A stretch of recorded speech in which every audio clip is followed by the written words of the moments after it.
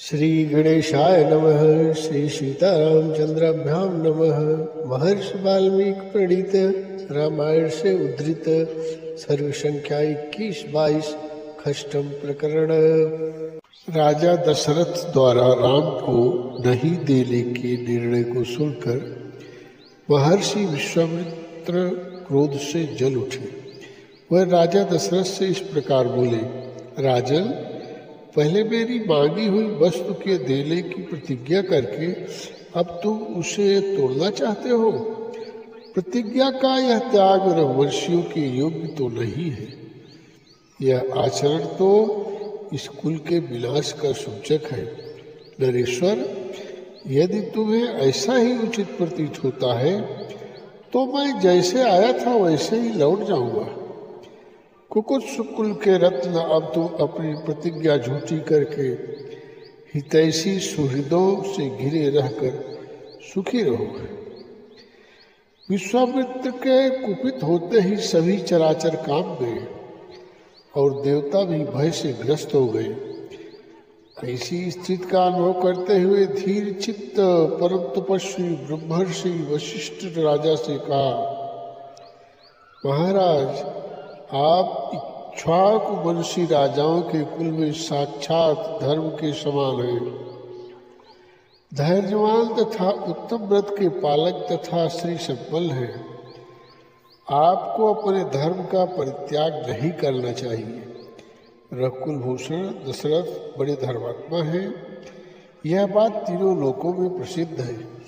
अतः आप अपने धर्म का ही पालन कीजिए, अधर्म का भार सिर पर न उठाइए।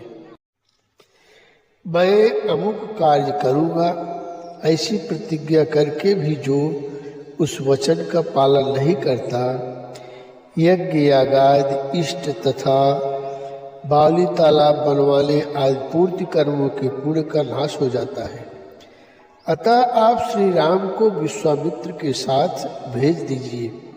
ये अस्त्र विद्या जानते हो या न जानते हो, राक्षस इनका सामना नहीं कर सकते। जैसे प्रज्वलित अग्नि द्वारा सुरक्षित अमृत पर कोई हाथ नहीं लगा सकता, उसी प्रकार कुशिक नंदन विश्वामित्र से सुरक्षित हुए श्री राम का वे राक्षस कुछ भी बिगाड़ नहीं सकते। ये श्री राम तथा महर्षि विश्वामित्र साक्षात धर्म की मूर्ति है। ये बलवानों में श्रेष्ठ है, विद्या और तपस्या के विशाल भंडार ही है। समस्त प्राणियों तथा समस्त अस्त्रों के ज्ञाता है। इनका वास्तविक परिचय मेरे सिवाय अन्य कोई न जानता है न जानेगा। प्रायः सभी अस्त्र प्रजापति कृशाश्व के परम धर्मात्मा पुत्र हैं। उन्हें प्रजापति ने विश्वामित्र के राजा रहने के समय समर्पित कर दिया था। कृशाश्व के वह पुत्र प्रजापति दक्ष की 2 पुत्रियों की संतानें हैं। उनके अनेक रूप हैं। वह सब के सब महान शक्तिशाली, प्रकाशमान और विजय दिलाने वाले हैं। प्रजापति दक्ष की 2 सुंदरी कन्याएं, इनके नाम जया और सुप्रभा है। उन दोनों ने 100 परम प्रकाशमान अस्त्र शस्त्रों को उत्पन्न किया है। जया ने वर पाकर 50 श्रेष्ठ पुत्रों को प्राप्त किया है, जो अपरिमित शक्तिशाली और रूप रहित है। वह सब के सब असुरों की सेनाओं का वध करने के लिए प्रकट हुए हैं। फिर सुप्रभा ने भी संहार नामक 50 पुत्रों को जन्म दिया, जो अत्यंत दुर्जय है। उन पर आक्रमण करना किसी के लिए भी सर्वथा कठिन है, तथा वह सब के सब अत्यंत बलिष्ठ है। उन सभी अस्त्र शस्त्रों की पूर्ण जानकारी महर्षि विश्वामित्र को है, और जो अस्त्र उपलब्ध नहीं है, ये उनको भी उत्पन्न कर सकते हैं। इनसे भूत या भविष्य की कोई बात छिपी नहीं है। इतने प्रभावशाली विश्वामित्र के साथ आप राम को भेजने में किसी प्रकार का संदेह न करें। ये महर्षि स्वयं ही उन राक्षसों का संहार कर सकते हैं। किंतु वे आपके पुत्र का कल्याण करना चाहते हैं, इसलिए आपसे याचना कर रहे हैं। महर्षि वशिष्ठ के वचनों से यशस्वी दशरथ का मन प्रसन्न हो गया। वे आनंद मग्न हो गए और विश्वामित्र की प्रसन्नता के लिए उनके साथ राम को भेजना उचित लगने लगा। ब्रह्मर्षि वशिष्ठ की बातों से प्रभावित राजा दशरथ प्रसन्न हो गए। उन्होंने लक्ष्मण सहित श्री राम को बुलाया। फिर माता कौशल्या, पिता दशरथ और पुरोहित वशिष्ठ ने स्वस्ति वाचन करके, यात्रा संबंधी मंगल कार्य करके, मंगल सूचक मंत्रों से अभिमंत्रित किया। तत्पश्चात राजा दशरथ ने पुत्र का मस्तक सूंघकर अत्यंत प्रसन्न चित्त से उनको विश्वामित्र को सौंप दिया। उस समय धूल रहित सुखदायिनी वायु चल रही थी। कमल नयन श्री राम को विश्वामित्र के साथ जाते देख देवताओं ने आकाश से वहां फूलों की बड़ी भारी वर्षा की। देव दुंदुभियां बजने लगी। महात्मा श्री राम की यात्रा के समय शंखों एवं नगाड़ों की ध्वनि होने लगी। आगे आगे विश्वामित्र, उनके पीछे श्री राम तथा उनके पीछे लक्ष्मण जा रहे थे। वे दोनों भाई राम और लक्ष्मण वस्त्र और आभूषण से अच्छी तरह अलंकृत थे।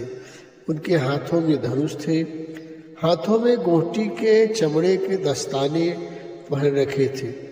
उनके कट प्रदेश में तलवारें लटक रही थी।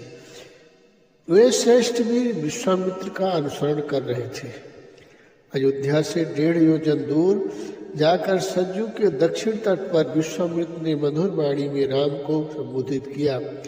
वत्स राम, अब सरजू के जल से आचमन करो, इस आवश्यक कार्य में विलंब न हो। बला और अति बला नाम से प्रसिद्ध इस मंत्र समुदाय को ग्रहण करो। इनके प्रभाव से तुम्हें कभी श्रम या थकावट का अनुभव नहीं होगा। ज्वर, रोग, चिंताजनित कष्ट नहीं होगा। तुम्हारे रूप में किसी प्रकार का विकार या उलटफेर नहीं होगा। सोते समय अथवा असावधानी के समय भी राक्षस तुम्हारे ऊपर आक्रमण नहीं कर सकेंगे।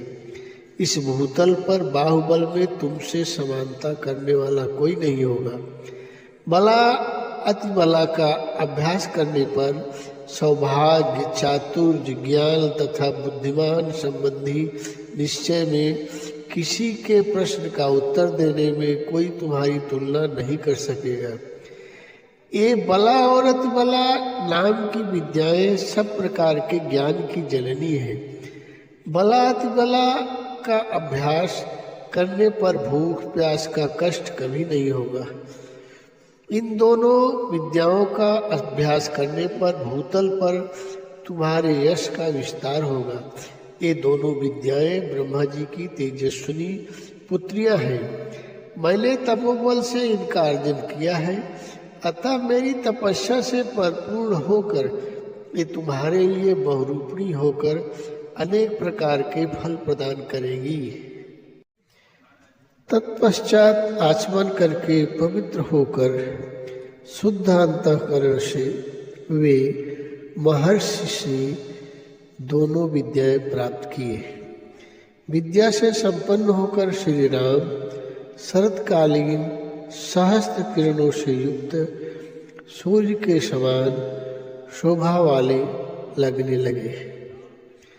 तत्पश्चात श्री राम ने विश्वामित्र की सारी गुरुजनोचित सेवा की तथा तीनों सरयू के तट पर सुखपूर्वक रात में रहे।